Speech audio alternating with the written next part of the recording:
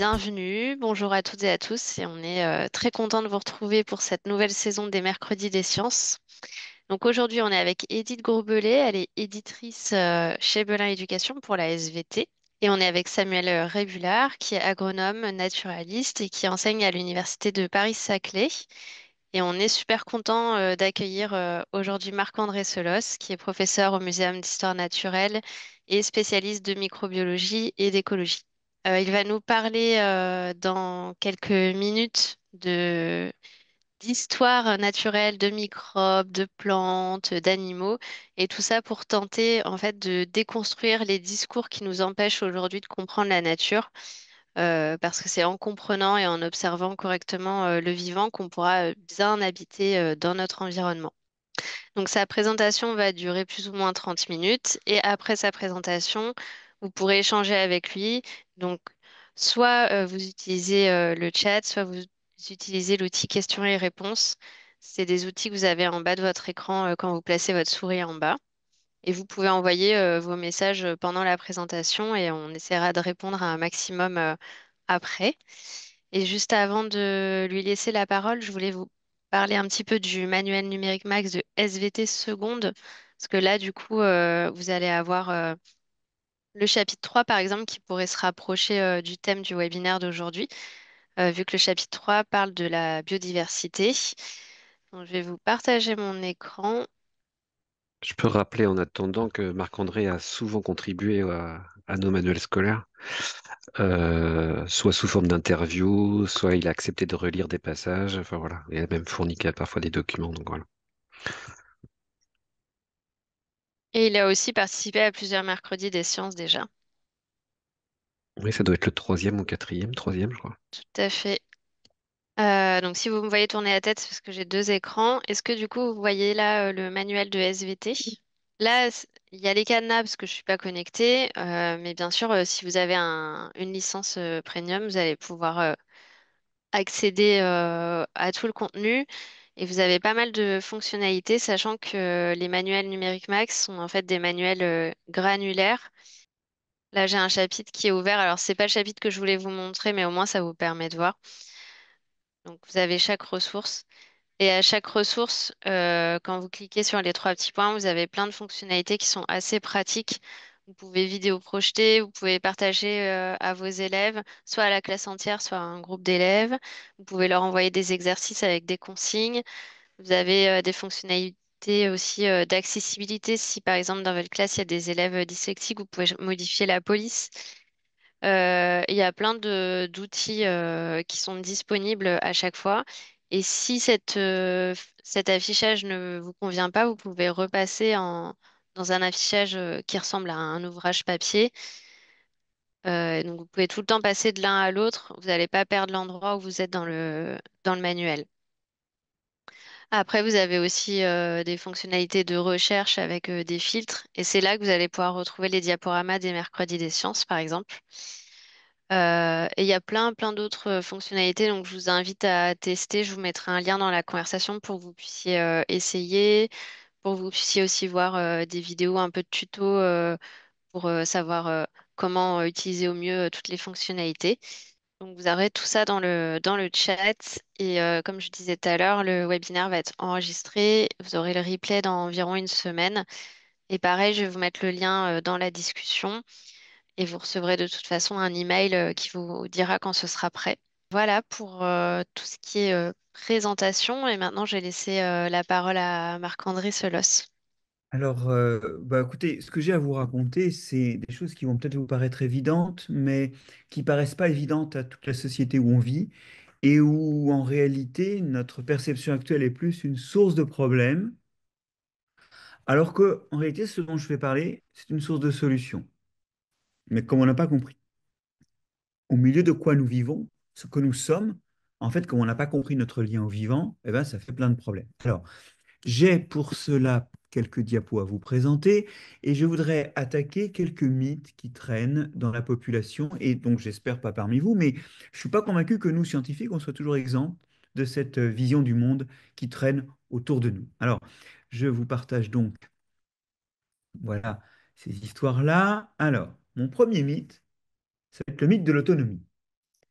C'est un mythe qui veut que quand on est grand, on est autonome, qu'une société ou un pays doit être autonome. Un mythe qui a beaucoup court parmi nous, alors que, en fait, ça ne marche pas du tout. Bon. Un ami à moi a passé quelque temps sur Mars, soi-disant seul sur Mars, bah, il n'était pas du tout seul et encore moins autonome. Il élevait des patates. Et d'ailleurs, pour les élever, si vous vous souvenez bien, la matière noire que vous voyez dans laquelle poussent les patates, eh bien, il a ouvert les fesses, hein, les excréments de ses compagnons de voyage, pour ensemencer le sol martien de matière organique et de bactéries sans lesquelles les patates ne poussent pas parce qu'elles ne sont pas seules non plus. En réalité, être vivant, c'est être dépendant. Et cette dépendance, il suffit d'ouvrir son frigo pour l'avoir. Il y a tout un tas d'êtres vivants, tout un tas d'organismes qui ont fait non seulement ce qu'on va manger, mais aussi qui ont fait les emballages. Et puis, tel que vous me voyez à votre écran, ma chemise en coton, ma cravate en soie et ma veste en laine, et puis même une ceinture en bœuf, même mon emballage à moi témoigne de mon lien au vivant, n'est-ce pas? En fait, ça veut dire quoi? Ça veut dire qu'écologiquement, nous sommes dépendants d'êtres vivants et donc nous sommes dans les écosystèmes où ils vivent. Oui, quelque part, vous et moi, nous sommes dans cet écosystème-là, car nous consommons le bois ou les produits agricoles, nous y sommes des consommateurs, et nos gestes de consommation y impliquent des mécanismes, y impliquent que des choses s'y produisent, car nous en sommes dépendants, mais en même temps, nous les impactons. Nous sommes aussi dans ces écosystèmes-là où se pêche ce que nous mangeons de poissons. Mais alors justement, le problème c'est qu'on ne gère pas du tout ce lien et que ce lien nous corrompt plus qu'il ne nous sert. En fait, aujourd'hui, ce lien, il est surtout le vecteur de mauvaises nouvelles. Regardez plutôt. On nous dit du poisson pas plus de 2 fois par semaine. Pourquoi? Ben parce que dans le poisson, maintenant, il y a beaucoup de métaux lourds, plomb, mercure, et qu'il ne faut pas trop manger de poisson. Voilà. Parce que, bah, en réalité, les saletés qu'il y a là-bas, elles entrent en nous. Puisque nous sommes là-bas, bien sûr, nous ne sommes pas physiquement là-bas, mais écologiquement et fonctionnellement, nous sommes là-bas, et les pollutions de ces écosystèmes aux métaux lourds font qu'on recommande pas plus de 2 fois par semaine le poisson, alors qu'on pourrait en manger beaucoup plus.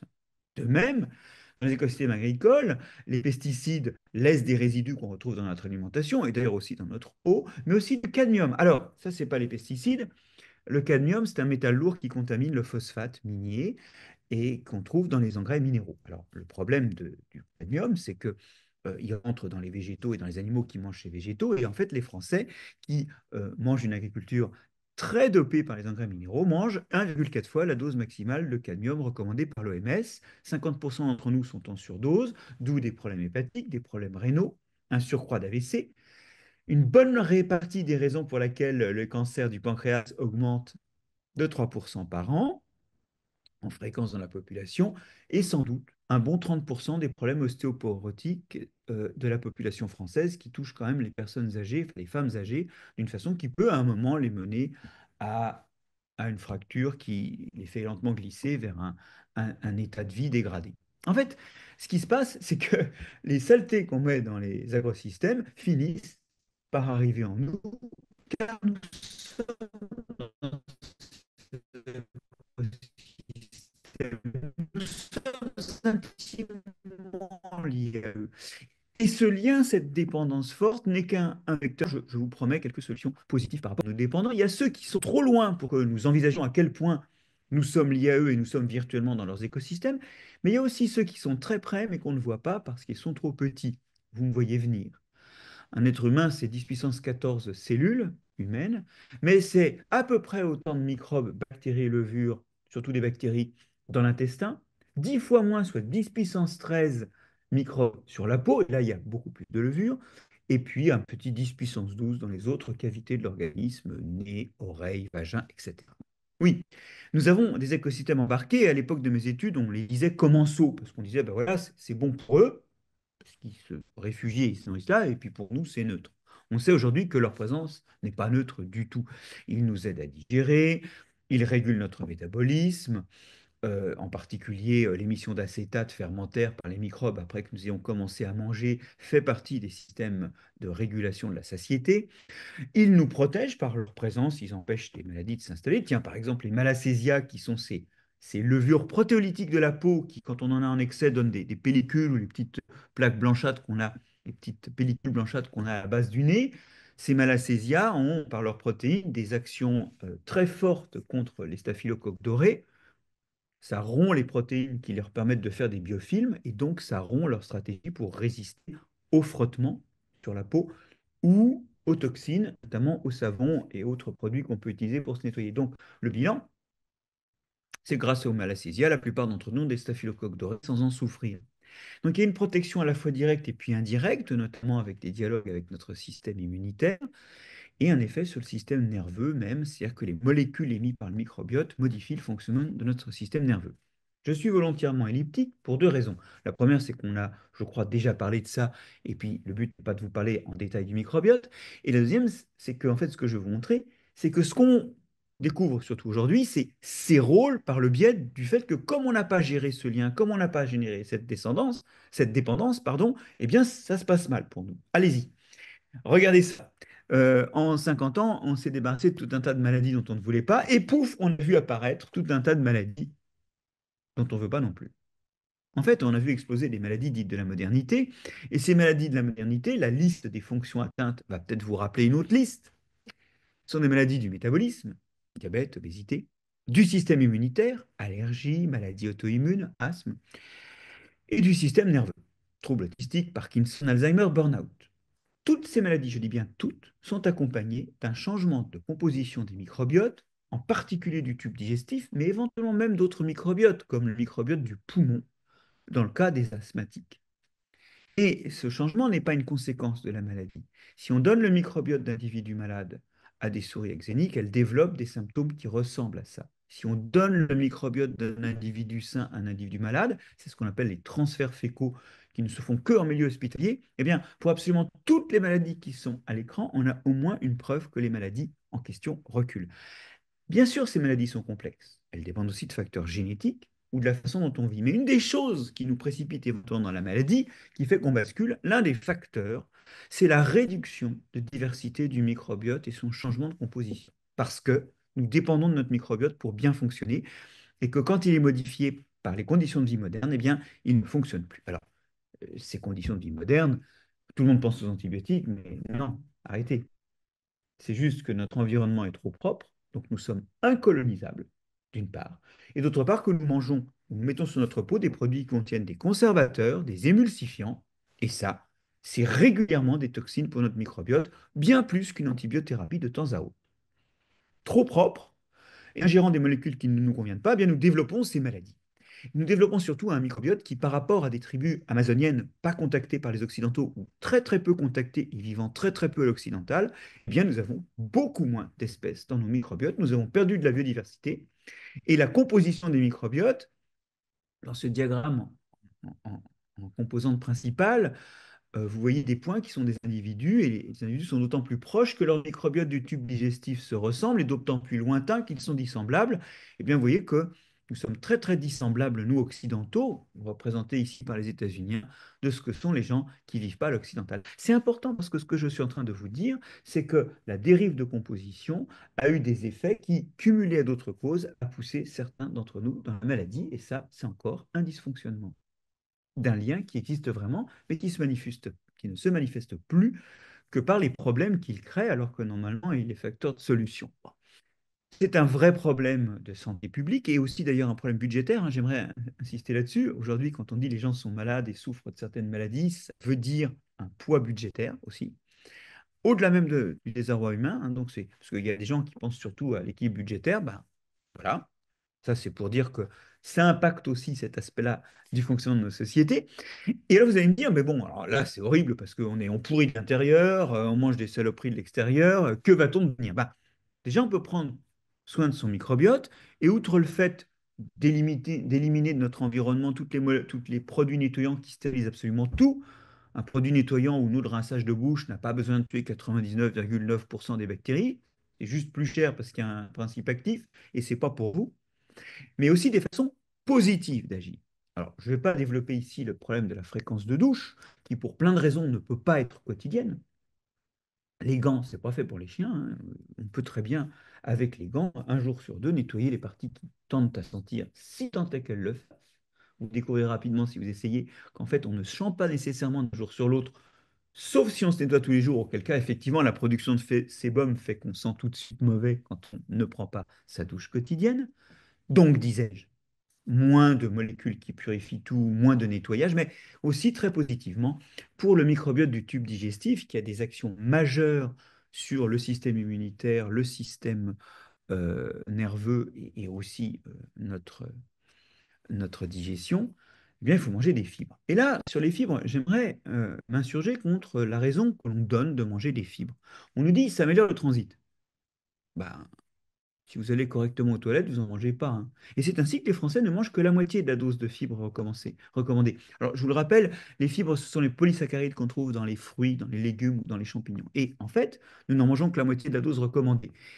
Mais cette dose, elle ne nous permet pas d'avoir un meilleur transit, seulement en fait, elle permet de nourrir des microbes qui se nourrissent de ces fibres, que nous ne digérons pas, et de nourrir ces microbes qui, par les produits de leur fermentation ou les produits de leur métabolisme, ont un effet positif sur le fonctionnement de notre organisme.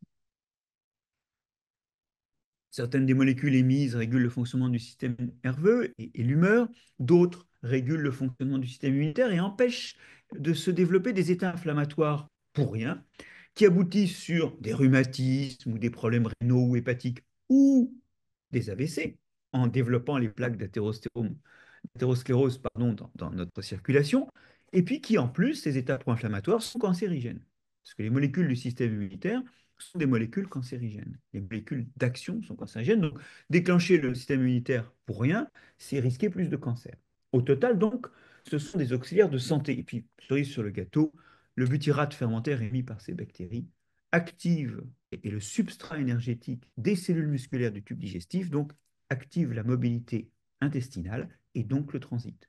Mais il y a bien d'autres raisons que le transit, de doubler, puisque c'est ce qui nous manque, notre ration de fibres alimentaires. Et si vous vous intéressez à savoir ce qu'il faut prendre, des pommes, des champignons, des brocolis, sachez que la recommandation, c'est 25 espèces de fruits, légumes, céréales comprises ou champignons par semaine. 25 espèces différentes. Et là, vous sentez que notre dépendance aux écosystèmes externes et aux espèces qui nous entourent de façon plus ou moins lointaine, à l'extérieur de nous-mêmes, eh ben, est une solution pour améliorer nos écosystèmes internes. Voilà, en tout cas, il y a de très bons livres sur le microbiote qui vous racontent ça. Nous avons des liens à des écosystèmes externes trop loin pour être vus et internes trop petits pour être vus qui sont réels. Et il y a là des solutions. Notre dépendance, pour l'instant, on la gère mal et du coup, c'est un vecteur de mauvaises nouvelles. Mais si nous prenons soin de ces écosystèmes externes et internes, il y a là une opportunité pour notre santé. Voilà, ça c'était pour l'autonomie. Maintenant, j'aimerais parler 2 secondes d'un autre mythe, celui de l'équilibre. On dit souvent qu'il y a des équilibres écologiques. Et en fait, ça, c'est une espèce de projection dans la modernité, mais dans une modernité fantasmée, du mythe de l'âge d'or ou du mythe du paradis que nous avons perdu parce que nous avons mal géré les choses. En quelque sorte, tout fonctionnait bien, l'homme arrive, tout fonctionne mal. Mais il y aurait une sorte d'équilibre et d'excellents sites, parce que par ailleurs, les sites que je vous montre ici sont des sites d'information très intéressants, nous parlent d'un équilibre entre les êtres vivants et le milieu, ou de déséquilibre, d'équilibre bousculé à cause de l'homme. Qu'en est-il? Y a-t-il vraiment un équilibre? Si jamais vous pensez qu'il y a un équilibre, vous êtes juste fixiste. C'est-à-dire que vous pensez que les choses peuvent ne pas changer. Or, l'évolution biologique, même le paradigme dominant, nous dit que ça change tout le temps. Et ça change, ne serait-ce que parce que les autres changent. On est obligé de s'adapter aux maladies, par exemple. On va y revenir. Alors, l'évolution biologique, c'est simple, hein. Il y a une diversité d'espèces, et dans l'espèce, il y a une diversité d'organismes. Les plus adaptés peuvent survivre, et les plus adaptés peuvent surtout se reproduire. Mais quand ils se reproduisent, ils produisent des descendants différents à cause de, un, la recombinaison génétique, le fait chez les eucaryotes de faire un descendant, ben, on met que certains gènes des 2 parents, donc on fait un descendant différent. Deux, les mutations. Et trois, c'est peut-être plus vrai pour les bactéries, les transferts de gènes. Bref, ils se reproduisent, mais ce n'est pas des copies conformes, et ça donne une nouvelle diversité qui va être sélectionnée, et ça n'arrête pas de changer. Alors d'une part, il y a des perdants, ceux qui ne sont pas adaptés et qui vont faire moins ou pas du tout de descendants, pas du tout se reproduire ou se reproduire moins, et lentement leur descendance s'éteint de génération en génération. Et puis la deuxième chose, c'est que ce processus est perpétuel, puisqu'à chaque moment, vous faites une diversité nouvelle dans laquelle la sélection peut taper. Il n'y a pas de prédiction d'équilibre là-dedans. Il n'y a que la prédiction d'un changement que les piles de noms et de groupes paléontologiques éteints qu'on s'est farcis dans nos études nous rappellent. Bon.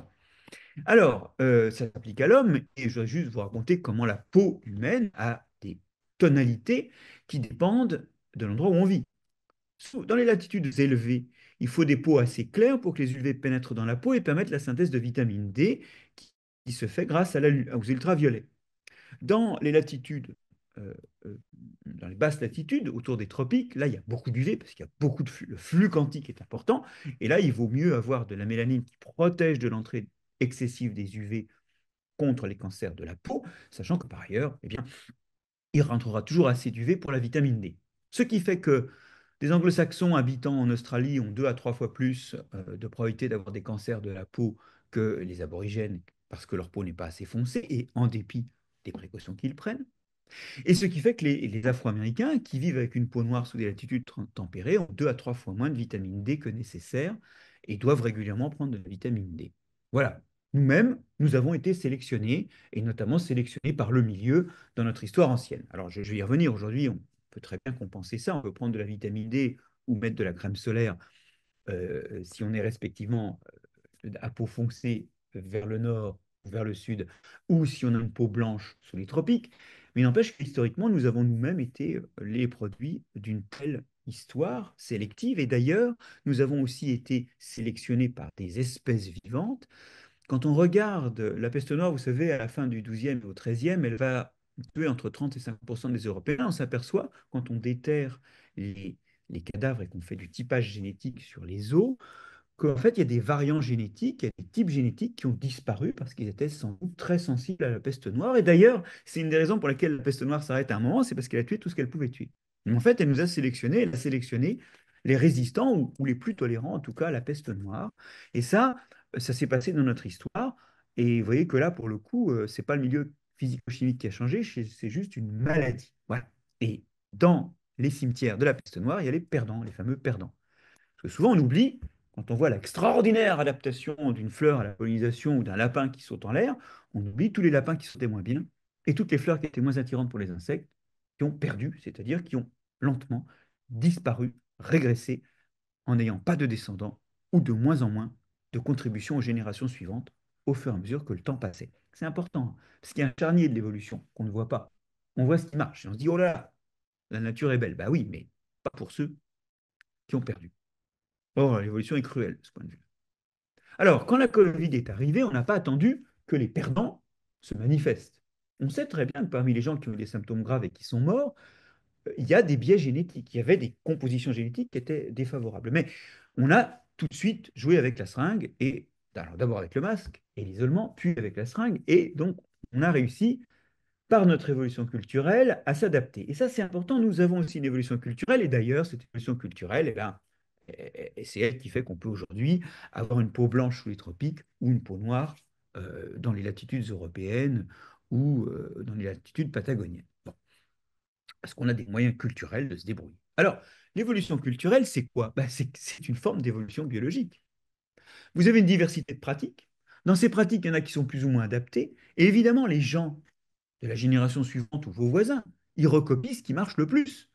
Si votre voisin a une tondeuse qui marche super bien, ben vous avez envie d'aller l'acheter. Si vous le voyez s'exprimer à tailler sa haie avec un truc qui ne marche pas, vous n'allez pas acheter ce avec quoi il taille sa haie. Donc, vous avez une sélection des traits culturels, c'est-à-dire des pratiques, des connaissances, des idées, des actions qui marchent, et les gens recopient, sauf qu'il n'y a pas besoin de vous l'expliquer, vous êtes enseignant, vous savez très bien ce qui se passe quand vos étudiants reproduisent ce que vous leur avez dit en cours, bah, il y a du bruitage.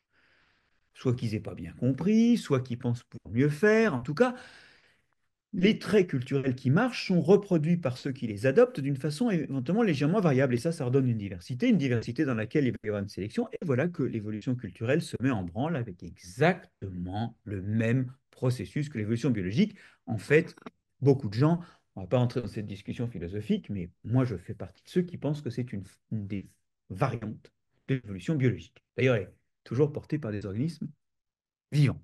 Bon, alors, quoi qu'il en soit, nous avons une évolution culturelle et une évolution biologique, et en plus, elles discutent par-dessus notre tête en une évolution bioculturelle dans le cas de l'homme. Regardez, alors là, ce sont des exemples très classiques des programmes sur lesquels je vais avancer très très vite.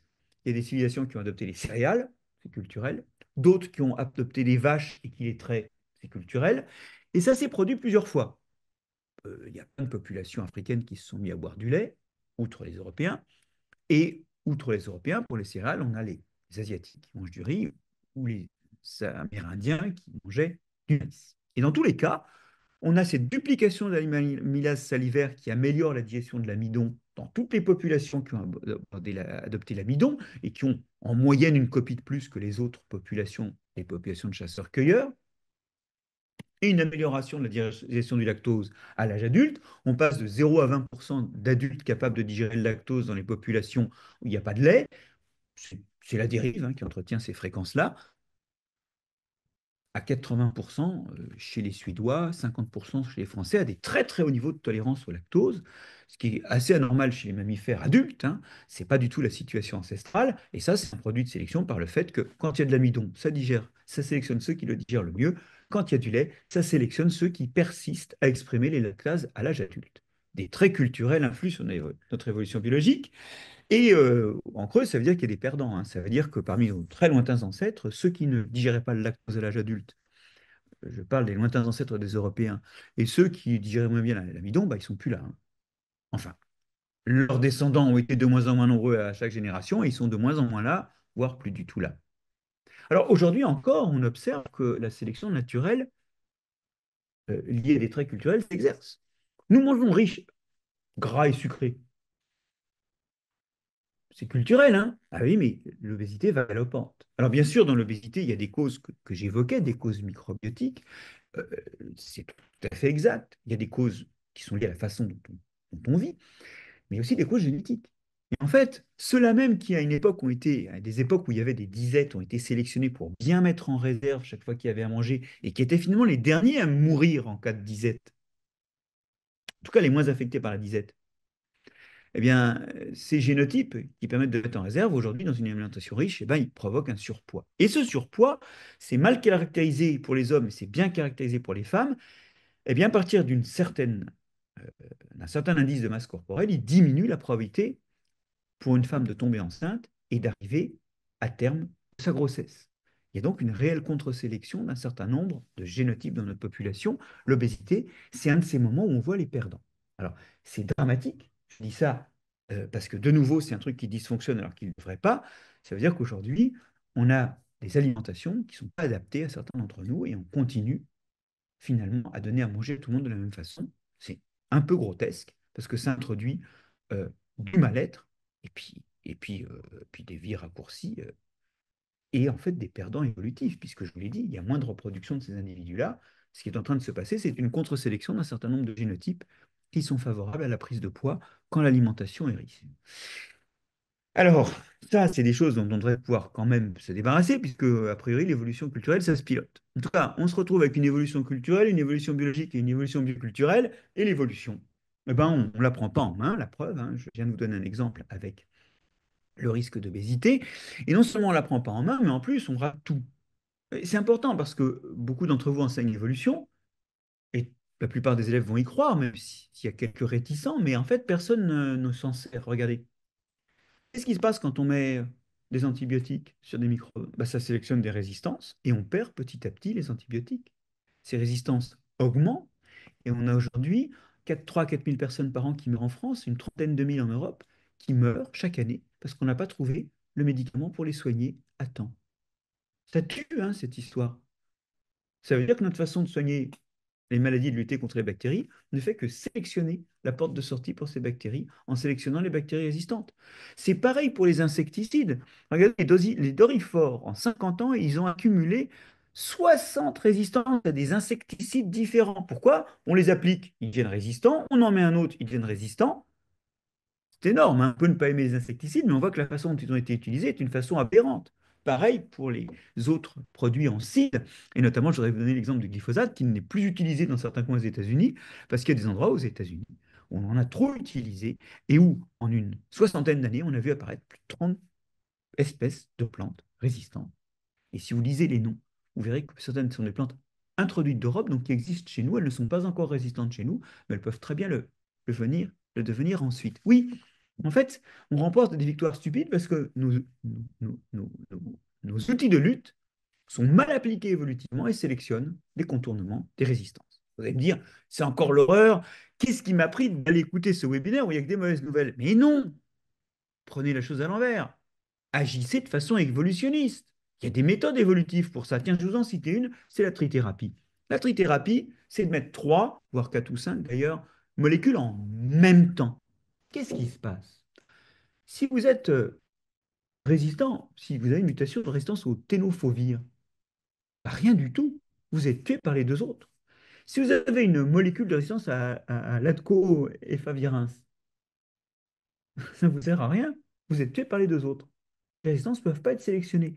Le seul truc qui pourrait être sélectionné, c'est un virus qui, brutalement, au même moment, aurait 3 résistances, une à chacune des molécules, c'est-à-dire 3 mutations, puisque c'est des molécules qui ont des cibles indépendantes. La probabilité de ça, c'est le produit des probabilités de mutation. Vous avez une chance sur un million d'acquérir une résistance à l'une des molécules. Ça fait une chance sur un million, 2 millions, 2 millions d'avoir brutalement à un moment 3 résistances. Ben, c'est une probabilité tellement faible que ça n'arrive jamais dans la population des virus d'un malade. Bilan 1, il n'y a pas de contournement évolutif par les virus.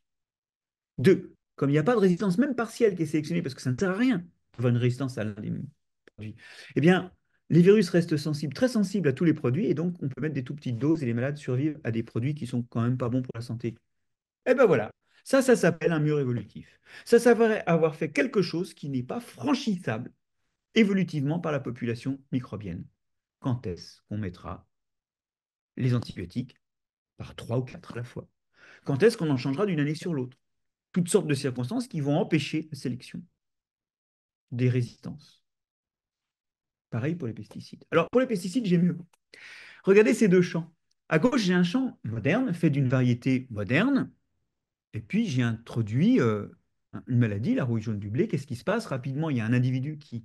j'ai introduit plein d'individus, mais il y en a un qui tue bien cette variété. Qu'est-ce qu'il fait? Il tue un pied, puis après, c'est la promesse d'un strike, ce qui va tuer tous les pieds de la parcelle. Ils sont tous pareils.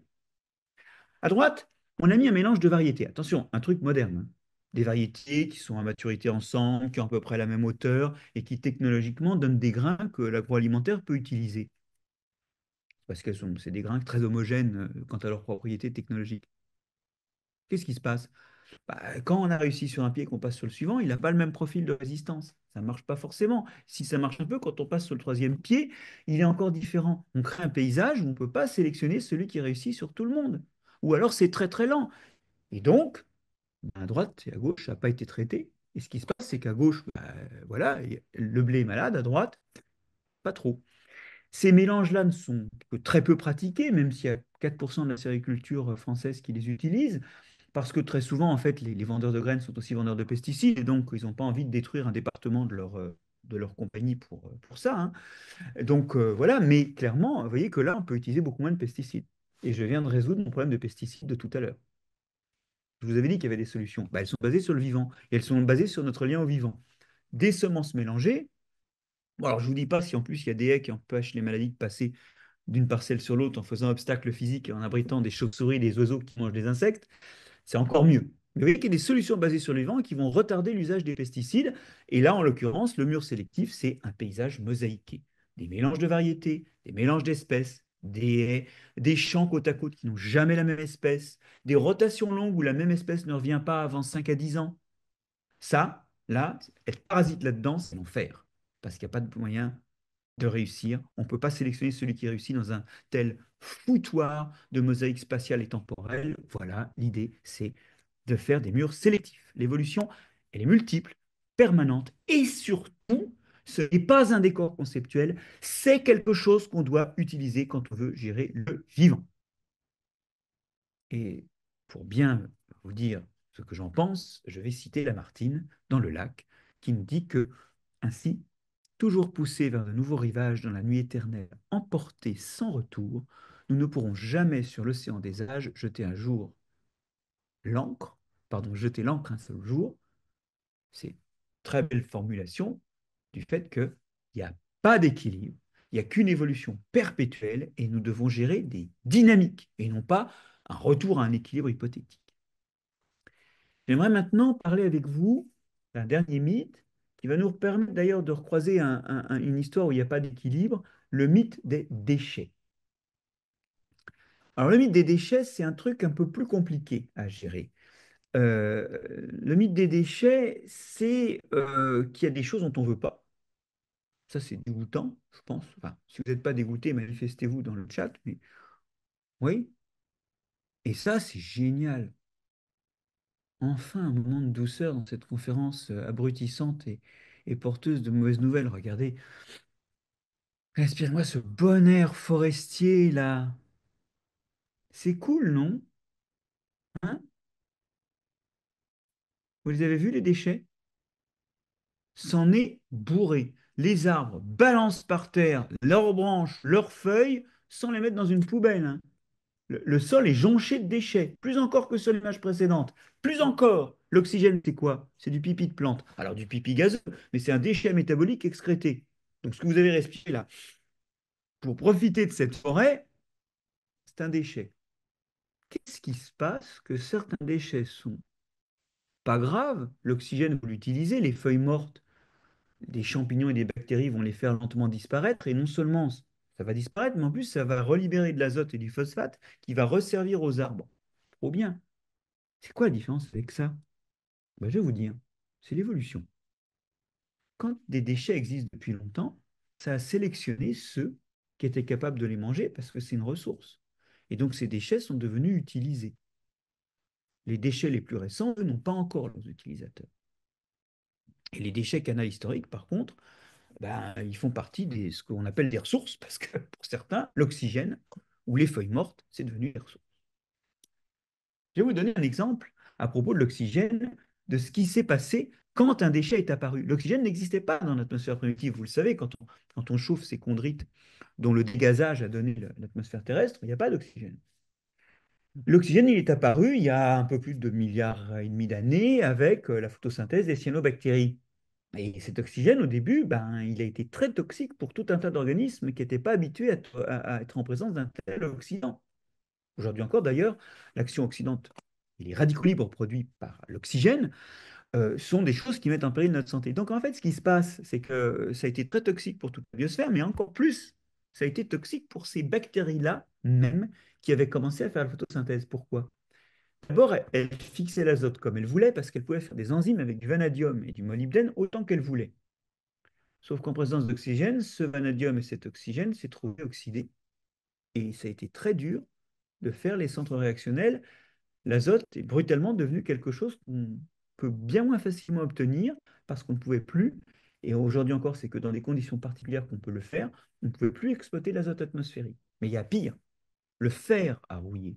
Le fer est tombé massivement au fond des océans sous forme de fer ferrique insoluble parce qu'en présence d'oxygène, le fer ferreux qui abondait dans les océans s'est oxydé.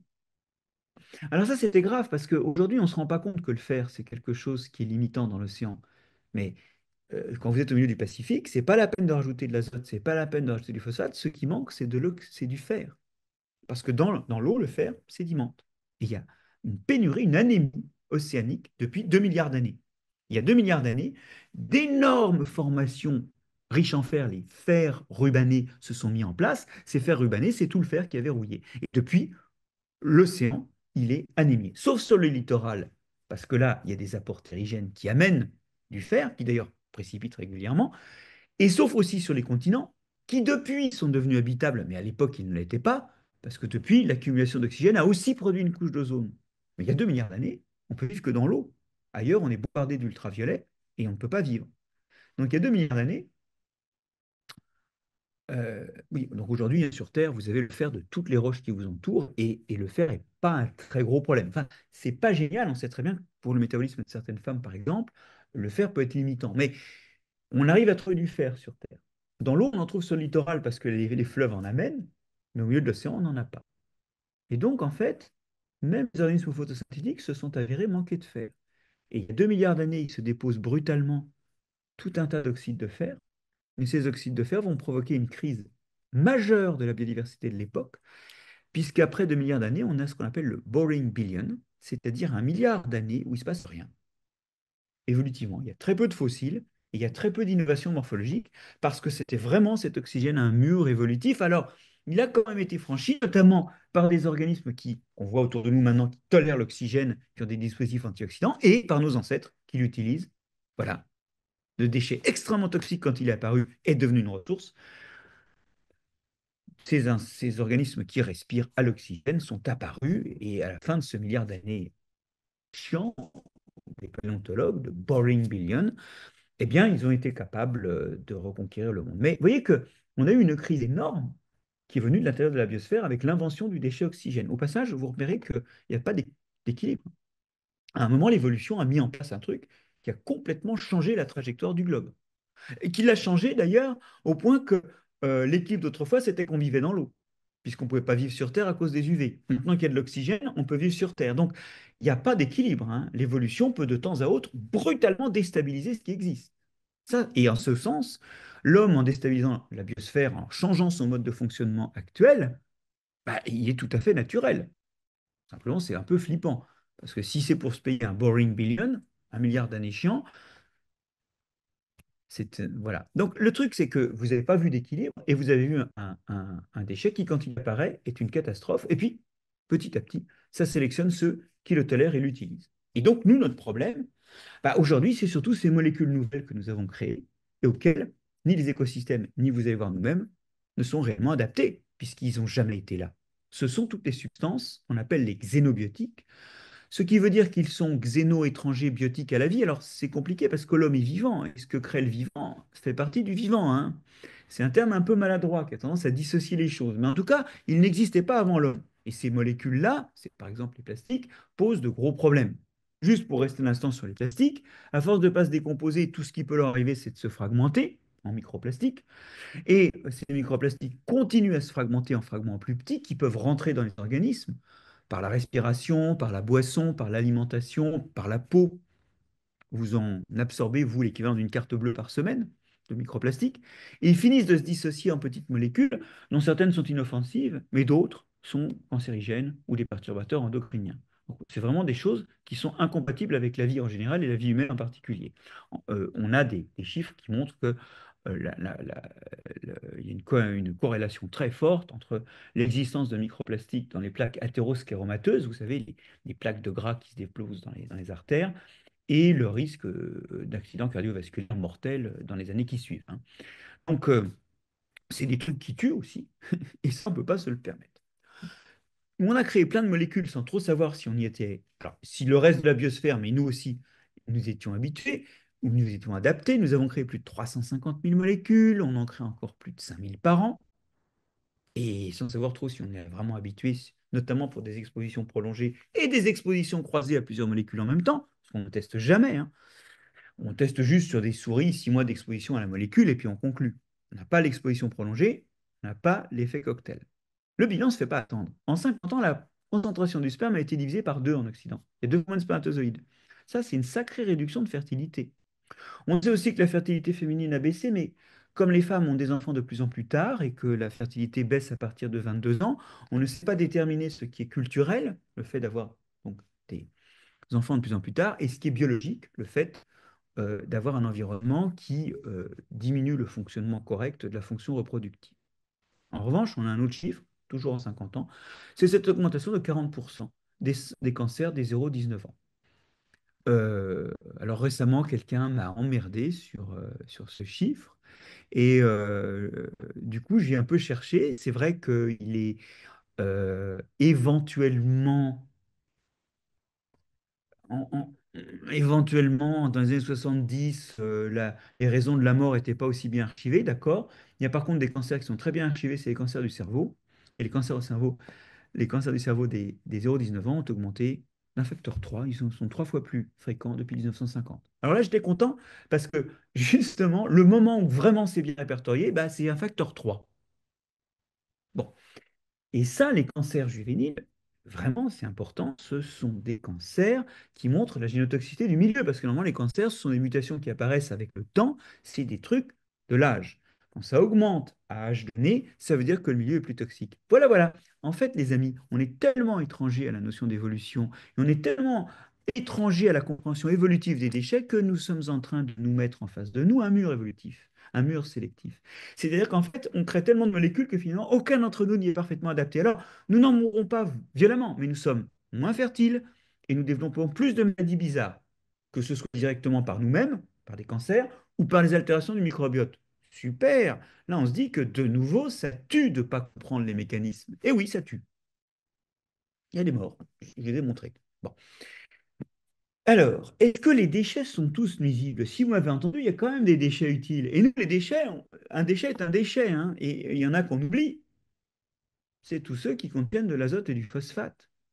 Ben oui, vous et moi, on fabrique de l'azote et du phosphate. Regardez cette merveille-là. Dans l'urine, c'est 11 grammes par jour et par personne d'azote, 0,7 grammes par personne et par jour de phosphore, soit presque 4 grammes de phosphate. Dans les fesses, il n'y a pas beaucoup d'azote. Il y a encore beaucoup de phosphore. Et où ça va, ça? Eh ben, on paye les impôts locaux pour disperser ça dans les stations d'épuration, où arrivent aussi des eaux chargées en métaux lourds ou en hydrocarbures, qui font que les bouts de stations d'épuration, quelque riches qu'elles soient en azote et en phosphate, ne peuvent pas être utilisées dans les champs. Ou si elles le sont, c'est pas du tout bon pour la qualité des sols et notamment la qualité de l'alimentation qu'on en tire. Vous y êtes? Pourquoi est-ce que l'urine, qui est microbiologiquement saine, ne retourne pas directement dans les champs? Pourquoi est-ce qu'on ne composte pas les fesses pour en détruire les bactéries et remettre l'azote et le phosphate obtenus dans les champs? Vous savez, autrefois, on le faisait, hein, les fosses d'aisance étaient vidées par des entreprises qui tiraient leur argent de la vente aux agriculteurs des fesses. Il y a même eu un merdoduc à Lyon, c'est-à-dire un dispositif qui extrayait les ordures, les excréments de la ville et qui les conduisait dans les champs. Et ça, vous savez, c'est 30 à 40% des besoins de l'agriculture française, enfin 20 à 40% selon les évaluations de l'agriculture française en azote et en phosphate, qui seraient couverts par nos excréments. Or, ces engrais-là, il n'y a pas de cadmium dedans, parce que nous retenons le cadmium dans notre organisme, il s'accumule en nous. Ben voilà, voilà un engrais qu'il faut ajouter aux engrais minéraux dont on ne se passera pas complètement pour diminuer la quantité de cadmium. En plus, les engrais minéraux, ça coûte cher à fabriquer et à transporter, donc en fait, en utilisant ça, vous réduisez de 3 l'impact sur l'effet de serre, l'impact sur l'émission de gaz à effet de serre. Il y a aussi nos déchets domestiques. Nous produisons tous un quintal d'ordures biologiques par personne et par an. Où est-ce que ça va? Où va l'azote et le phosphate que ça contient? Il est perdu. Donc en fait, il y a des déchets qui sont exactement ce qui est nécessaire à d'autres organismes, notamment ceux de nos agrosystèmes, et qu'on ne remet pas dans les champs. Ben voilà, je pense que j'ai résolu mon problème. Tout à l'heure, en mélangeant des variétés, et puis je voulais suggérer un peu hâtivement en mettant des haies, des rotations longues, plus de pesticides. Là, je viens de diviser par deux, si je me débrouille bien, la quantité d'engrais minéraux que je dois amener. Trop bien, parce qu'avant, je mangeais 1,4 fois la dose de cadmium autorisée. Si je divise par deux la contribution des engrais minéraux à la fertilisation, je suis à 0,7. C'est gagné. Bon, bah, c'est que des solutions, tout ça. En tout cas, les déchets, ça se trie. Il y en a qu'on ne peut pas se permettre, et il y en a qu'on non seulement on devrait se les permettre, mais en plus, on peut les utiliser. Lara, je suis en vision. Ce que je vous ai aussi dit ici, c'est par rapport à une autre idée reçue, c'est que le, la nature, elle n'est pas bien faite. Elle est faite de ce qui survit à l'évolution. Bien fait, c'est par rapport à ce que nous, on veut faire, par rapport à ce qu'on trouve moralement bien, fonctionnellement bien. Et ça, ben, c'est pas bien fait, la nature. Alors, euh, c'est important parce que c'est pas parce que quelque chose est naturel qu'il est de qualité. Et par parenthèse, bien, l'homme est tout à fait naturel. Et c'est pour ça qu'il a intérêt à bien se tenir s'il veut être bien fait par rapport à ses propres impératifs. C'est pas parce que ce qu'il fait est naturel, comme de perturber ou de changer le fonctionnement des écosystèmes, que c'est une bonne chose. Mais en tout cas, vous voyez que l'homme est profondément inséré dans la nature et beaucoup plus insérable que nous y pensons, au-delà de nos modes de pensée. Alors je pense que vu l'heure, il faut que je passe à mes diapositives de conclusion. On ait le temps de parler, oui. Et donc, je vais passer à cette conclusion. Notre lien vivant, il se délite. J'ai passé par-dessus quelque chose que j'évoque dans le livre que je vais vous montrer après, qui est notre vie sexuelle, où on ne comprend pas très bien ce dont nous sommes faits. Et ça, c'est vraiment problématique. Mais en fait, Notre lien à la nature est en train de s'écrouler. Alors, bien sûr, c'est pas à vous que je vais expliquer la place de l'enseignement des SVT dans le secondaire, ou l'absence de volonté d'enseigner les SVT, les objets du vivant, dans le primaire. Notre lien au vivant, aujourd'hui, il est surtout fait par les contes qu'on raconte aux enfants, les dessins animés qu'ils regardent. Mais même là, aujourd'hui, les gamins regardent des films avec des Transformers. Ils regardent beaucoup moins de dessins animés, par exemple, mais aussi de publicités, mais aussi de contes pour enfants, dans lesquels il y a du temps dans la nature, ou des animaux, par exemple, ou des espèces naturelles qui interviennent. Et vous voyez ici les tendances dans des dessins animés de Walt Disney sur 70 ans. En fait, de moins en moins, on connaît le vivant. Et du coup, comme on ne le connaît pas, bah, les liens persistent, mais ils continuent à dysfonctionner. Et toutes les solutions qu'on pourrait en trouver, les gens n'y croient pas beaucoup. Aujourd'hui, quand on parle d'agroécologie, par exemple, ou de médecine évolutionniste, les gens disent: ah oui, oui. Alors, on va dire: ouais, c'est encore des théories. Bah non, ce n'est pas des théories, c'est juste la solution au problème. Moi, je préside une fédération, la fédération Biogé, qui se bat. Elle inclut le muséum, des académies comme celle d'agriculture ou de médecine, des sociétés scientifiques, qui se bat pour promouvoir l'évolution, pardon, l'enseignement des sciences du vivant et de l'environnement, parce qu'on pense qu'il y a des solutions pour les crises sociétales et environnementales auxquelles on est confronté. Autant dire qu'on n'a pas le vent en poupe et qu'il y a encore beaucoup à faire pour que cette action soit un succès. Parce que derrière tout ce que je vous ai montré, et dans le quart supérieur gauche, il y a toute l'histoire du lien entre l'homme et la femme que je n'ai pas vraiment débobiné et dont je n'ai pas parlé, mais qui est aussi une calamité. Je vais juste en dire un mot. Aujourd'hui, quand on pense qu'un homme égale une femme, qu'est-ce qui se passe? Bah, par exemple, les notices des médicaments. Elles sont unisexes. Ah bah oui, mais comme les médicaments sont testés sur des hommes, les femmes ont 2 fois plus souvent des effets secondaires, ils sont 2 fois plus importants. La crise cardiaque, les symptômes de la crise cardiaque, bah, tout le monde les connaît bien, hein, la poitrine écrasée, mal dans le bras. Oui, mais c'est ceux des hommes, c'est pas ceux des femmes. Que les médecins osent d'ailleurs appeler les symptômes des femmes, ce sont des crises cardiaques asymptomatiques. Pourquoi? Bah, parce que la liste des symptômes n'est pas la même. Donc c'est vrai que vu par rapport à l'homme, c'est pas pareil. Le bilan, c'est qu'une femme qui a une crise cardiaque, bah, elle a mal au ventre, elle a un point dans le dos, elle est fatiguée, elle vomit. Bah, elle n'appelle pas le médecin pour une crise cardiaque. Les femmes sont prises en moyenne en France en charge pour une crise cardiaque 30 minutes après les hommes. 30 minutes de différence de temps. Ça tue encore. Ah non, non, les femmes et les hommes ne sont pas égaux. Il peut construire une égalité, mais il faut partir des différences. Donc vous voyez que ces microbiotes, cette agriculture, nos déchets fécaux, notre vision de ce que sont les sexes, tout ça, pour l'instant, c'est des problèmes. Alors qu'en fait, si on comprend comment ça marche, il y a des solutions à trouver, il y a d'autres façons d'agir. Et c'est ça que portent nos disciplines. Et c'est ça qui fait qu'il faudrait qu'on les enseigne plus. Bon, mais revenons à ça. Aujourd'hui, notre lien à la nature et notre conception, en tout cas la façon dont on vit notre lien à la nature, ressemble à cette chaussette qui sort de la machine à laver, toute retournée et taponnée. C'est pas très beau, hein? Bon, je la retourne, je l'aplatis bien, et voilà, c'est une jolie chaussette, complètement propre, où un petit écureuil me demande de le prendre dans ses bras. En fait, notre lien à la nature, il est dans l'état de gauche. Mais si on comprend ce qui se passe, on peut très bien faire l'état de droite. Parce que c'est la même chaussette. C'est juste que on ne l'a pas vu sous le même angle. Et il serait temps de comprendre que nos disciplines doivent transcender leur capacité à expliquer pourquoi ça ne va pas en disant: mais au fait, ça veut dire que le vivant est une solution et une putain de solution aux problèmes auxquels on est confronté. Parce que la biologie, et je terminerai sur cette citation d'un anthropologue canadien, est une fatalité que si on l'ignore. Si on l'ignore, on la prend dans la gueule. Ça fait des morts. Il y a eu des morts, hein, dans cet exposé. Vous les avez comptés, j'espère.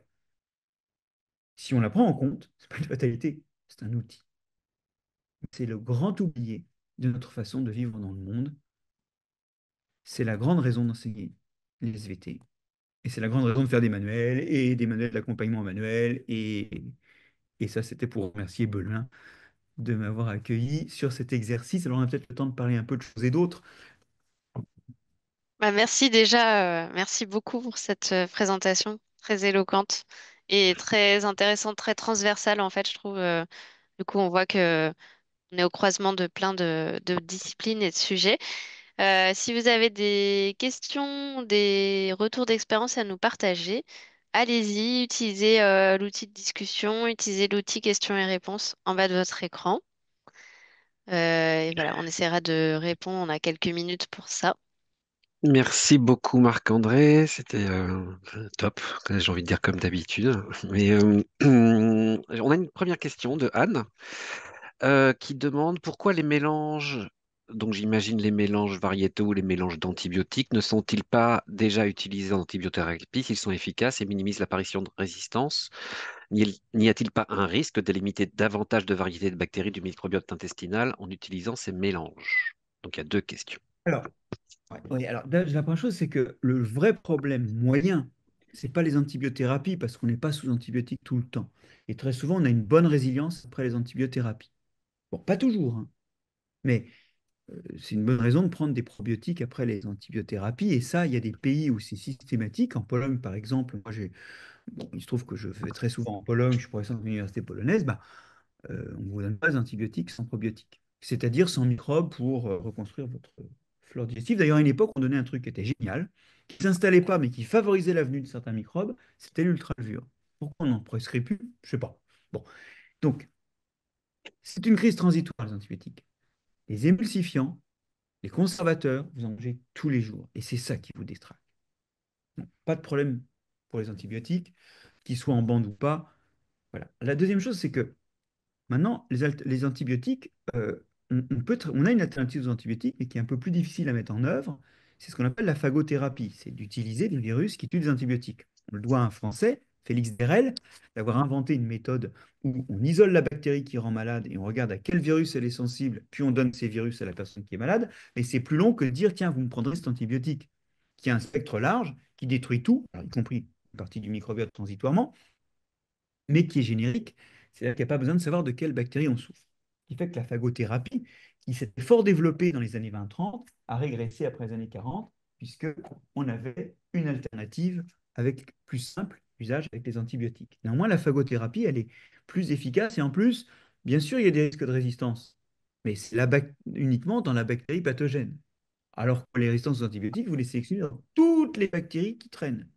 La probabilité qu'elle émerge une résistance est plus forte si vous sélectionnez sur toutes les bactéries dans l'organisme avec un antibiotique que si vous sélectionnez sur juste la population moins nombreuse, donc avec moins de chances de mutation de la bactérie cible. Donc, il y a des résistances aux phagothérapies, mais euh, on ne risque pas que les résistances venues d'une autre espèce passent dans les espèces pathogènes, ce qu'on risque avec les antibiotiques. J'en reviens maintenant à, à cette histoire d'antibiotiques. Pourquoi on ne les prescrit pas en bande? Alors, si vous demandez aujourd'hui aux médecins de prescrire les antibiotiques en bande, à part plusieurs, on va dire, ah non, mais on n'a pas assez d'antibiotiques disponibles. Bah oui, je te crois, puisqu'on les a perdus un par un. À un moment, il faut vraiment mettre ça en place, parce que sinon, on perd les antibiotiques un par un et on court, on a juste les deux ou trois ou quatre dernières générations inventées, et on n'a pas de quoi faire des combinaisons. À un moment, effectivement, il faut s'engager dans la voie des combinaisons activement, parce qu'on risque d'avoir bientôt assez d'antibiotiques pour les empiler. Alors, en plus, dans le cas des antibiotiques, hein, il y a le problème d'un effort insuffisant de recherche et développement qui a été fait ces dernières années, puisqu'en gros, on a confié au privé de faire ça et que le privé n'a pas pris les risques, pour plein de bonnes raisons et plein de mauvaises raisons, n'a pas pris les risques du développement suffisant de nouveaux antibiotiques. Donc, effectivement, c'est un antibiotique qu'on a emmerdé. Sur les molécules, les pesticides, on n'est pas forcément emmerdé, hein.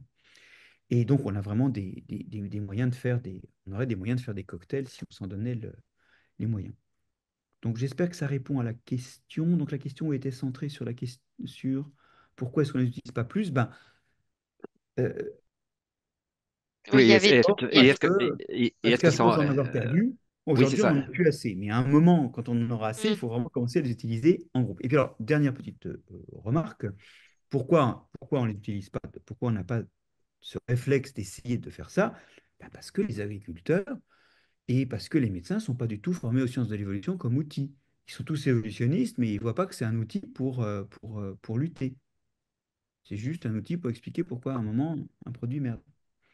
Il y a Et aussi un problème. concerne, pardon. Et concernant le risque d'éradiquer une espèce bactérienne par les antibiotiques, alors j'imagine que compte tenu de ce que tu as dit, ce serait pas une espèce d'ailleurs. Si on mettait un cocktail d'antibiotiques, on risquerait d'avoir des conséquences beaucoup plus larges. Oui, non, parce que de toute façon, il y a de la résilience sur l'antibiotique, c'est un traitement périodique, c'est pas comme l'imprégnation par des émulsifiants ou des conservateurs. J'aurais dû mettre dans la liste du côté alimentaire les édulcorants d'ailleurs, hein. C'est pas une imprégnation permanente. Donc, quand on arrête le traitement, il n'y a plus d'intérêt à être résistant. Donc en fait, on- on risque moins de sélectionner de résistance parce que de toute façon, on a plusieurs traitements en même temps. Et donc, le fait d'être résistant à un des agents n'aide pas beaucoup. Et là encore, le truc important, c'est qu'on va du coup utiliser des doses moindres. Ça, pour les pesticides, c'est très important. Si vous avez des cocktails de pesticides, vous finissez par en utiliser des très petites doses et vous diminuez l'effet toxique sur tout ce qui n'est pas la cible, puisque vous n'avez pas d'émergence de résistance. Ouais, pour les mêmes raisons. On a une autre question toujours autour de la multiplicité des variétés, plutôt en milieu agricole. Donc la multiplicité des variétés dans un champ ne gêne pas l'agriculteur. C'est Sylviane qui pose la question. Ne gêne-t-elle pas l'agriculteur, pardon, pour effectuer la récolte, notamment synchronisation de la maturation des graines, hauteur des plants. Et C'est une du bonne coup, question. est-ce qu'il y a un problème? D'où finalement la question que moi je rajoute, c'est quel est le problème de l'adoption des agriculteurs sur ces questions-là? En fait, c'est vrai que ça, c'est un reproche qu'on fait souvent aux semences paysannes. Il y a des différences de maturité, de temps jusqu'à la maturité qui font qu'il n'y a pas un moment où tout le champ est vraiment complètement mûr. Vous avez des qualités technologiques des produits qui sont différents et l'agroalimentaire a besoin souvent de choses qui ont des qualités, des types d'amidon, des types de gluten très, très spécifiques. Et donc, ça, c'est ce qui se passe quand on fait de la sélection massale. Moi, ce dont je parle, c'est de mélanger des variétés qui sont des variétés qui sont calculées pour rentrer dans un mélange, donner un mélange pour faire du pain, un mélange pour faire des pâtes. Et donc, qui sont calculées pour être dans un mélange où les stades de maturité, les hauteurs sont les mêmes, par ailleurs, qui sont calculées pour avoir les mêmes valeurs technologiques par rapport à l'utilisation qu'on va en faire, et qui ont des profils de résistance différents. Alors, aujourd'hui, ça demande une sélection tout à fait différente. On va sélectionner plusieurs variétés à mettre dans un mélange. Aujourd'hui, on a du mal à faire ces mélanges parce qu'on a des variétés qui sont sélectionnées pour fonctionner seules. Donc, effectivement, quand on les mélange, ben, on va avoir des problèmes de maturité, des problèmes de mélange de qualités technologiques différentes. Donc là, il y a toute une sélection à entreprendre. D'ailleurs, on peut aussi empiler les résistances dans une espèce. Aujourd'hui, pour la vigne, l'INRA de Colmar a développé des variétés de vignes qu'on appelle les résidus, qui, par des croisements de leurs ancêtres avec des vignes américaines, avant des recroisements par des vignes européennes, euh, des vrais vitis vinifera, ont entre 2 et 4 gènes de résistance au mildiou et 2 ou 4 gènes de résistance à l'oïdium. Bon, bah, qu'est-ce qui se passe? C'est pareil. L'oïdium qui va vaincre ça, il faut qu'il ait plusieurs mutations en même temps pour contourner les différentes résistances. Ça ne se produit pas.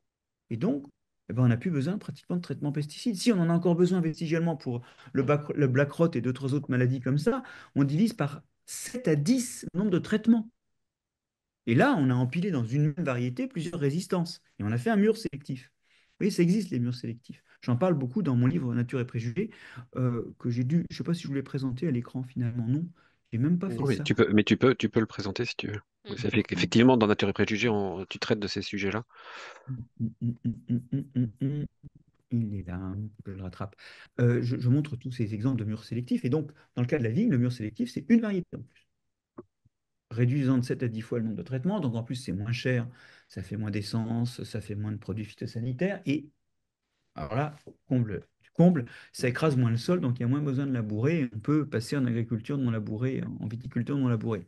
Bon, puisque la porosité liée à la vie du sol suffit à compenser l'écrasement par les quelques passages dans la vigne. Donc, j'en reviens, j'arrête l'écran publicitaire et j'en reviens à ça. Aujourd'hui, on a un double problème. On a le fait que les utilisateurs n'y croient pas, et puis le fait que les producteurs de semences sont aussi les producteurs des produits qui aident à faire pousser ces semences. Et donc, effectivement, on n'a pas du tout intérêt à développer enfin, ils n'ont pas du tout intérêt à développer des semences qui mettraient au chômage un des départements de l'entreprise. Vous y êtes. Alors, les gens appellent ça les lobbies, mais à un moment, bon, c'est des boîtes, elles proposent un service intégré, et c'est ça qu'elles proposent. Et c'est tous, ensemble, nous tous, qui devons faire transition et permettre, et à ces industries et aux agriculteurs, de passer à d'autres modes de production.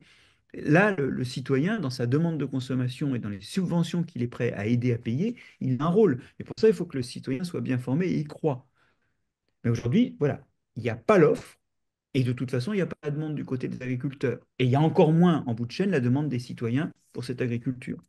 Donc le système est enrayé, faute de comprendre les potentialités qu'il a.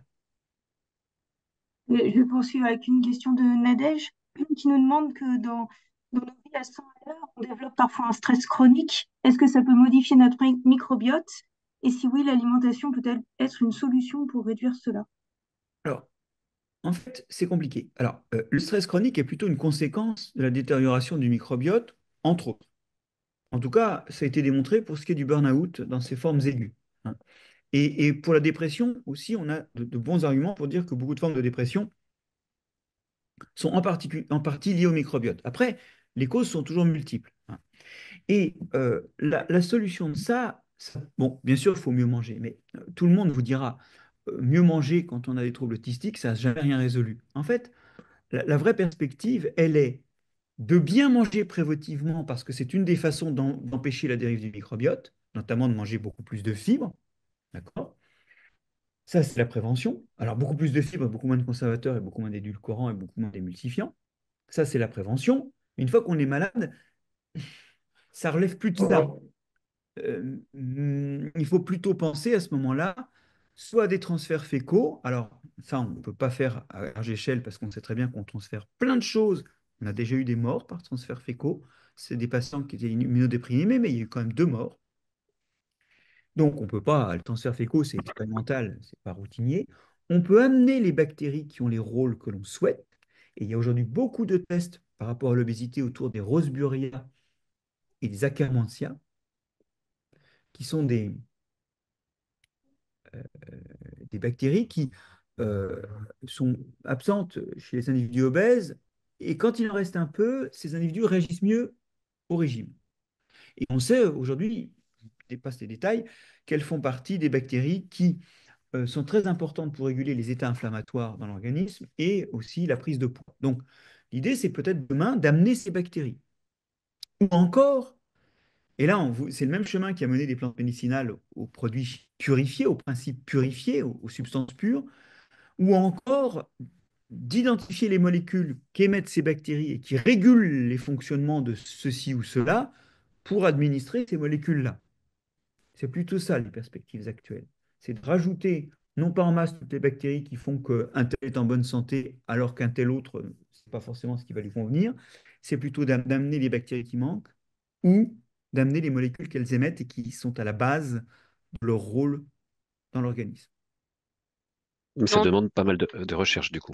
Mm. Ah oui, Ce qui- c'est pas routinier. La seule Ouais. maladie pour Mm. laquelle c'est routinier, ce sont les diarrhées à Clostridioides difficile, ex-Clostridium difficile, qui sont des diarrhées qui mènent à des nécroses du tube digestif. Et plus on met d'antibiothérapie pour tuer le Clostridium, plus en fait le Clostridium gagne parce que ces antibiothérapies détruisent le reste du microbiome et lui, il recolonise plus vite à chaque fois. Ces malades qui viennent à l'hôpital pour se faire retirer des morceaux nécrosés d'intestin tous les quelques mois et qu'on n'arrive pas à soigner avec l'antibiothérapie, quand on leur fait un transfert fécal, 80% d'entre eux ne remettent plus les pieds à l'hôpital. Alors là, on ne se pose pas de question de savoir s'il y a un risque de mort, parce que de toute façon, ces gens qui sont en train de crever par ablation de portions successives du tube digestif jusqu'au jour où on ne l'enlève pas assez vite où ils meurent de septicémie. Donc, il n'y a pas photo, ça, on soigne en routine cette maladie-là par des transferts fécaux en masse, souvent de quelqu'un de la famille. Et ça marche super bien, 80% de succès. Après, pour les autres maladies, là, c'est plus compliqué. C'est des maladies qui sont beaucoup plus multicausales. C'est pas juste le microbiote du tube digestif qui pose problème. Et on n'a pas encore vraiment, effectivement, de traitement basé sur des transferts ou des choses comme ça. C'est une très grosse perspective. Euh, voilà. Et ensuite, l'entretien du microbiote, c'est plutôt pour la prévention. Il Du y a coup, deux questions. Pardon, excuse-moi. ouais. Vas-y, J'allais Caroline. rebondir sur la question de Sylviane qui disait bah, peut-on réellement modifier le microbiote d'un individu? Parce qu'elle pense que chacun a une entérotype initiale définie dans une certaine fourchette. Donc Alors, est-ce il y que a 3 vraiment... entérotypes dans l'espèce humaine. Il y a même des discussions pour savoir si c'est pas vrai chez tous les primates, cette histoire-là. C'est 3 types de composition. Mais si vous regardez bien les articles, il y a aussi tout plein d'individus qui sont intermédiaires, qui sont peu fréquents. On a beaucoup d'individus qui ont des compositions qui correspondent aux entérotypes. Mais d'une part, il y a des individus intermédiaires, donc il n'y a pas, c'est un continuum dans lequel Il y a beaucoup d'individus qui sont bloqués dans trois états différents du microbiote, et on peut en changer. En particulier, c'est très très lié à l'alimentation, cette histoire-là. Et je vais essayer de vous montrer une image. Je suis désolé, on passe sur le microbiote. C'est dommage, parce que l'exposé, il était surtout aussi notre lien à la nature externe. Et en fait, le microbiote, il encourage nos tendances réductionnistes, parce qu'on se replonge sur l'organisme, élargi à ses microbes. Il est temps de voir l'organisme comme le produit d'un milieu. Bon, mais je ne voudrais pas vous faire le reproche de vos questions, mais simplement, alors, donc, je vais explorer avec vous. euh, voilà. Euh, et je vais vous montrer les trois entérotypes. Vous allez voir que si. Voilà.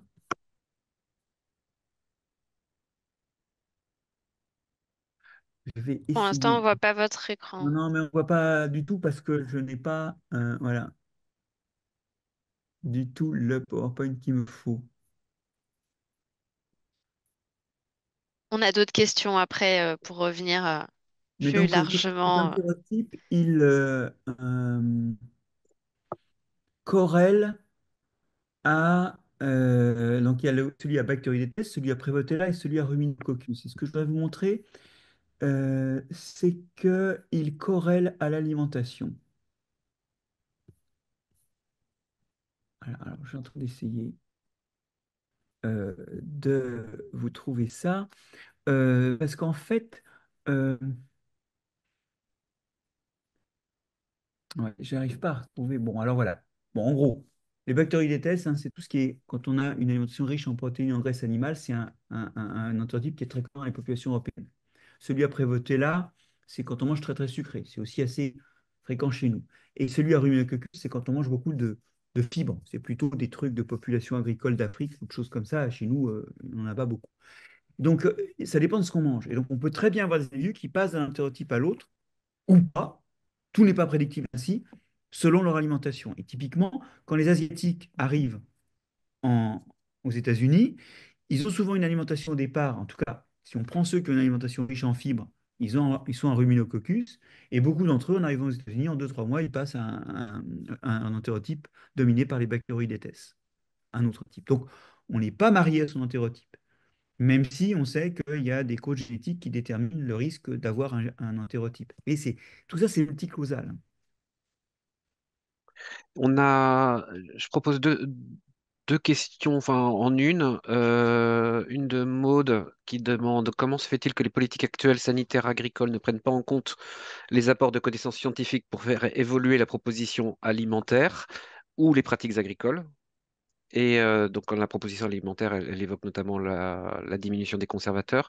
Et la question de Steve, qui est un peu plus générale, mais les deux sont, je sais, des choses qui te tiennent à cœur. Ce mur sélectif que nous prenons de plein fouet semble inexorable dans notre monde capitaliste. Comment rester optimiste sans se voiler la face? Alors, pour l'instant, il ne nous tue pas. Il amène, il abîme nos conditions de vie, mais par ailleurs, on arrive à compenser. La preuve, c'est que l'espérance de vie ne diminue pas. Quoique en 2023, l'espérance de vie en bonne santé a régressé dans le monde. Mais Et bon, elle diminue aux États-Unis aussi. ouais, oui. Donc, mais enfin, je pense que c'est pas encore très très grave. Ce mur, il est grave à terme, hein, mais pour l'instant, euh, c'est c'est un problème, mais c'est pas notre problème majeur. Et on a des marges d'amélioration par ailleurs. Il n'empêche que les PFA, les fluoroalkylés, n'est-ce pas, les polluants éternels ou les plastiques qu'on a dans le milieu, ils sont là pour longtemps et le problème, il est là pour longtemps. Je suis d'accord avec Steve, il y a un problème. Alors maintenant, pourquoi est-ce que nos politiques publiques ne prennent pas ça en compte? Alors, déjà, il y a que les spécialistes sont souvent, notamment les médecins qui ont quand même souvent le verbe plus haut dans les assemblées, même techniques, que les scientifiques, que les chercheurs en biologie, n'ont pas forcément tous incorporé toutes ces leçons de l'écologie et de l'évolution. Ils sont plutôt le produit de sciences réductionnistes. Et dans les études de médecine, je vous l'ai dit, l'idée que l'environnement impacte la santé, tout le monde y croit, mais personne ne le détaille. Et la vision évolutionniste et de ce qu'est l'homme et de la façon de lutter contre les nuisibles à l'homme n'est pas très présente. Ensuite, on a quand même des très bons conseils qui émanent de tout un tas de structures qui peuvent être améliorables, mais ces conseils sont l'objet d'actions contradictoires, donc de lobbying, d'une part, et du fait que les politiques, et en cela ils reflètent la société, ne pensent pas que c'est si important, ni si crédible, ni si riche en potentiel que ça. Et du coup, on arrive à la situation actuelle où on voit euh, bon, le président du Sénat qui tape sur l'ADEME, alors que l'ADEME, je vous signale qu'elle gère des sols pollués, hein, et qu'elle dépollue des sols. C'est quoi là le problème? Notre Premier ministre, par exemple, aidé par Laurent Wauquiez pour la région Rhône-Alpes, nous parle de l'OFB comme des gens qui sont toxiques pour l'agriculture, et ils appellent les agriculteurs à dénoncer les excès de l'OFB. Mais c'est quoi ces excès? C'est juste l'application des lois de la République. C'est comme si on appelait les narcotrafiquants à dénoncer les excès de la police. Enfin, c'est complètement aberrant. Et ce que ça traduit, ça, c'est que les politiques, mais en fait derrière eux la société, car ils la représentent bien de ce point de vue-là, ne croient pas vraiment à ces histoires-là. Donc non seulement les avis de structure, alors l'ANSES est aussi aujourd'hui sous la menace d'une mise sous tutelle d'une assemblée de représentants de l'agro-industrie et des milieux agricoles. C'est dans les tuyaux, hein, c'est pas encore voté, mais il y a un projet de loi en ce sens. Et donc l'idée, c'est qu'on se retrouve avec, rappelez-moi dans 5 minutes, s'il vous plaît, on se retrouve avec une situation où on a finalement des décisions qui ne sont pas toujours alimentées à la recherche écologique et évolutionniste la plus récente, mais qui sont quand même en moyenne bonnes face à un monde de décideurs et d'acteurs qui n'y croient pas tellement et qui sont prêts à larguer ça pour pour des raisons de démagogie ou d'efficacité industrielle à court terme, par exemple. Et voilà, toute la société est malade. C'est quoi la solution? Ben, c'est de faire une génération qui, elle, comprendra assez bien les tenants et les aboutissants pour voir qu'évidemment, le verre est dans le fruit, qu'il y a des problèmes et qu'il ne faut pas voter pour telle personne, mais plutôt pour telle autre, qu'il faut effectivement consommer comme ça et pas comme ça. Et là, c'est là que, malgré la faible place qui lui est donnée, l'enseignement des SVT, c'est notre part d'espoir. Vous savez, derrière ces agros qui ont bifurqué et qui ont refusé finalement, qui refusent les métiers traditionnels des agros où on vend des pesticides, où on accompagne une agriculture conventionnelle, bon alors, cette bifurcation est excessive parce qu'aujourd'hui, il y a des métiers pour des ingénieurs agronomes où on peut promouvoir, développer, aider, pratiquer une agriculture vertueuse, hein. Bon, mais derrière ces réactions-là, il y a quoi? Il y a que dans les programmes de classe prépa maintenant, il y a 30 heures par an d'écologie, 30 heures par an d'évolution, et au bilan, bah, quand les élèves ils ont absorbé ça, et qu'ils arrivent dans un cours de phytotechnie ou de zootechnie, ils se disent, mais c'est pas du tout congruent avec la structure du monde que je vois, et moi, ma formation me fait entrevoir des conclusions. Alors, je dis pas que les agros qui ont bifurqué récemment, qui ont refusé d'appliquer les métiers traditionnels d'agro, c'est uniquement à cause de programmes que j'ai contribué à écrire, d'ailleurs. Non, c'est pas ça, c'est un des facteurs. Vous y êtes? Mais moi, je crois à la formation. Parce que la formation, ça a deux forces. La première, c'est que si c'est bien fait, ça aide à réfléchir et à examiner les choses. Et quand on examine les choses, la pertinence d'une approche écologique et évolutive qui dézoome sur l'homme et qui le voit dans son lien de dépendance et dans le temps, cette approche-là, elle peut libérer. Elle permet d'évaluer et de décider en toute liberté, puisque, je rappelle, la liberté, c'est pas de choisir, c'est de savoir les conséquences de ce qu'on choisit. D'autre part, cette formation, elle arrive tôt. Et ça, c'est une force. Nos cervelles, à un moment, sont vierges. Et rapidement, elles sont remplies d'idées reçues qui viennent bah, de la pub, de ce qu'on dit, hein, que la nature est bien faite, que l'homme a perturbé l'équilibre de la nature, vous êtes que tous les déchets sont répugnants. Bah, en fait, on a la chance avec l'éducation d'être parmi les premiers à occuper le terrain. Et il y a une prime au premier occupant. Donc, non seulement il y a une prime au premier occupant, mais en plus, il y a la possibilité de produire une génération qui verra les choses de plus loin. Qu'est-ce que je peux dire d'autre comme professeur et à des enseignants que le fait que l'enseignement sauvera le monde? Si, et seulement si, on se résout à concevoir que l'essentiel et les fondamentaux, c'est pas lire, écrire et compter. C'est être vivant, et vivant bien, et comprendre ce que ça implique de lien en vivant, et comprendre ce que ça nous livre d'outils pour le faire. Ensuite, très rapidement, et c'est pas les profs de bio que je vais l'apprendre, si on ne sait pas compter, si on ne sait pas lire, Si on ne sait pas écrire, ça tombe à plat. Et là, peut-être que ces matières qui rentrent si mal trouveraient un chemin plus aisé dans l'esprit des étudiants si elles étaient le truchement par lequel ils libèrent leurs envies de compréhension de l'économie, de l'homme, du droit, de la philo, de la géologie, de la biologie, de l'alimentation, de la sexualité. Merci pour votre réponse très fournie. Est-ce qu'on a le temps À pour une défaut d'être dernière? purement, à défaut d'être pur et simple. Non, non, mais enfin, pour moi, je le résumerais en essayer de recentrer les élèves sur ce qui est essentiel, donc sur le rapport au vivant, pour réouvrir quelque part leur curiosité, leur appétence, et ensuite se servir de ça comme un peu une rampe de lancement pour aller les emmener vers plein de disciplines et des choses plus complexes. Et puis, à titre peut-être vous, entre collègues, etc., réfléchir si vous avez envie de vous engager plus, si c'est important pour vous, bah, vous rapprocher des associations qui peuvent vous correspondre pour essayer de faire des actions autres que ce que vous faites déjà en étant enseignant, en fait. Oui, qui est déjà beaucoup. C'est Bah important. oui, c'est énorme. Enfin, je pense que souvent, quand on est enseignant, on peut être découragé, mais il faut pas parce que il y a une transmission qui se fait quand même. Voilà, peu importe la réaction des élèves sur le moment, c'est des choses qui sont quand même marquantes. Donc, il y a un impact vraiment réel de tout ce que vous pouvez faire en classe, même si vous n'avez pas forcément l'impression sur le moment que ça donne un résultat, quoi. Alors, et puis une chose aussi, hein, c'est que, il y a un véhicule méthodologique important, c'est que nous, notre discipline, c'est la discipline de l'observation. Et ça, c'est une chose qu'il faut toujours faire pour comprendre comment quelque chose marche. C'est vrai que si on observe bien son frigo, ben, on s'aperçoit de ses dépendances au monde, aux exogènes externes. Si on est attentif aux odeurs corporelles, on s'aperçoit qu'il y a effectivement des microbes à bord. Je veux dire par là que nous, on amène aussi un outil, parce qu'on dit souvent, oui, il y a des disciplines qui amènent des outils qui sont bien pour former l'esprit. Ben, nous, une de nos contributions, c'est la capacité à observer. Et si vous étudiez bien les choses, c'est quand même nous qui, dans les sciences dures, sommes les seuls à le porter. C'est pas vrai si on prend les sciences humaines qui, elles, souvent euh, prennent en compte l'observation, hein. Mais dans les sciences dites dures, voilà, nous, on est les seuls à faire le lien entre des approches quantitatives d'un côté et des approches d'observation de l'autre. Ça, c'est vraiment c'est très important parce que l'observation, c'est quand même la base de la vie quotidienne, en réalité, des choix que l'on fait.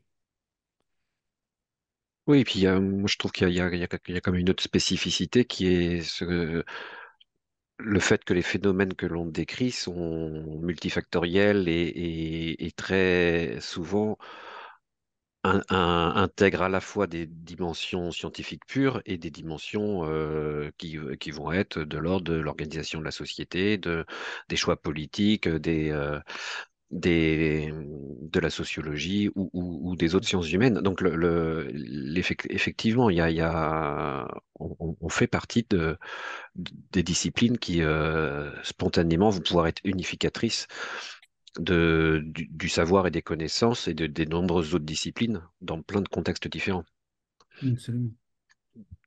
Alors, justement, sur l'unification des disciplines, hein, il y a aussi une chose, moi, qui me chagrine beaucoup. Parce que je disais, bah, par exemple, les SVT peuvent être le support d'enseignement de rédaction, d'enseignement de lecture ou d'enseignement de calcul ou de mathématiques. Et autour des statistiques, il y a un truc qui est très, très difficile et très crucial dans la compréhension du vivant. Où nous, on a vraiment besoin des maths et inversement, on est peut-être l'endroit où ça s'incarne le plus. Bon. Euh, c'est l'interdisciplinarité. Cette interdisciplinarité, aujourd'hui, et moi, pour avoir été dans des commissions de programme, j'ai mal vécu ça. On ne peut pas aujourd'hui aller voir les autres commissions de programme et leur dire, tiens, qu'est-ce qu'on met en seconde pour obliger le prof de maths et le prof de bio à discuter ensemble et à approcher un objet ensemble, à montrer comment leur discipline, chacune éclaire une phase différente et comment l'objet est plus pertinent et peut être mieux pris en main quand on a les deux éclairages en même temps. Pour la sexualité, par exemple, c'est clair que le prof de philo ou le prof de lettres ont des choses à dire aux côtés du prof de bio. pour tout un tas de choses. Je pense au climat, par exemple. Le prof d'histoire peut aider le prof de bio et le prof de chimie, de physique-chimie aussi. Donc, il y a plein de points où on voudrait vraiment que cette interdisciplinarité naisse, mais les programmes aujourd'hui sont construits en silo. Et le résultat, bah, c'est que les gens, ils sont en silo. Et comme nous, notre silo est tout petit, ben, sa contribution dans la balkanisation, la partition du disque dur spirituel de l'élève, sa contribution dans la partition est subnulle, c'est dommage.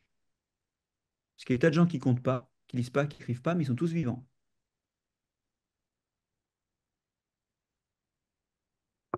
Bon, merci beaucoup, Marc-André Solos. Je crois qu'on va s'arrêter là parce que je vois que malheureusement le temps file. Mais je pense que là, votre dernière intervention répond quand même plutôt à certaines questions qui sont arrivées dans la discussion par rapport au programme scolaire. Et voilà, désolée pour les personnes à qui on n'a pas pu répondre. Si vous avez envie de nous transmettre quand même des questions ou des remarques, vous pourrez le faire par retour de mail et ou nous contacter sur nos réseaux sociaux. Enfin, nous, on pourra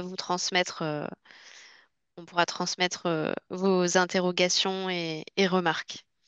Et puis, j'annonce toutes les semaines sur LinkedIn et sur Facebook mes interventions qui suivent et qui sont très souvent parisiennes, mais pas que. Et donc là, vous pouvez retrouver cet exposé dans cette version complète avec les aspects de sexualité aussi. Et vous pouvez retrouver d'autres occasions qu'on se croise et que je réponde à vos questions. Et alors, je vais dire une chose qui n'est pas une invitation à ce que tout le monde écrive dans les 25 minutes qui suivent, mais je passe aussi des fois dans les lycées. Mais je ne peux pas le faire tous les jours, hein, donc c'est pas. Mais il est possible, si on réunit toutes les classes d'un lycée, je peux venir faire des interventions. Une fois de plus, pas plus d'une par mois. Donc, c'est pas la peine de me téléphoner tout de suite et uniquement pour l'ensemble des classes d'un niveau ou de plusieurs niveaux de classe. Je ne peux pas gérer Mm. classe par classe, pardon. Bah, merci beaucoup Marc-André Solos et Merci merci Marc-André. Ouais. beaucoup à vous toutes et à vous tous d'avoir participé à ce webinaire. Merci pour tout ce que vous avez envoyé dans la discussion, tous ces échanges super intéressants. Donc le replay sera disponible d'ici environ une semaine sur notre site, sur notre chaîne YouTube. Voilà, Marc-André, il y a tout le monde qui vous remercie là dans la discussion. Je vois ça. Euh, Mais moi, merci de votre attention surtout. Bah, c'était passionnant. Merci beaucoup. On vous Et souhaite une merci à très bonne Bolin pour cette soirée. occasion surtout. Merci. Merci à toutes et à tous pour votre présence. On vous dit à bientôt pour un prochain mercredi des sciences. Ouais, fin du mois. C'est ça, fin mars, le 26. Bonne soirée.